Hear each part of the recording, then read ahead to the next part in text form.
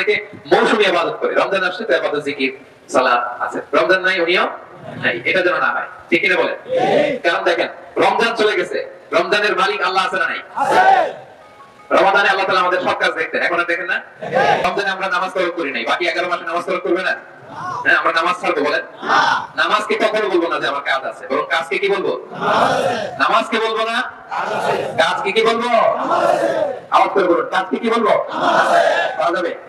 কারণ আউয়ালু মা ইউহাসাবু বিহিল আবদু ইয়াউমাল কিয়ামাতি as-সালাহ। কিয়ামতের দিন সর্বপ্রথম আল্লাহ হিসাব দেবেন নামাজের। নামাজের হিসাব ঠিক তো? সব ঠিক। নামাজের গন্ডগোল তো সব গন্ডগোল। আওয়াজ করে বলুন সবাই, আল্লাহ আজকে ঈদের ময়দানে, শাওয়ালের পয়লা দিনে হাত উঁচু করে তোমাকে দেখিয়ে আমরা সবাই ওয়াদা করলাম জীবনে কোনোদিন নামাজ ছাড়বো না, 5 ওয়াক্ত নামাজ জামাতের সাথে আদায় করব।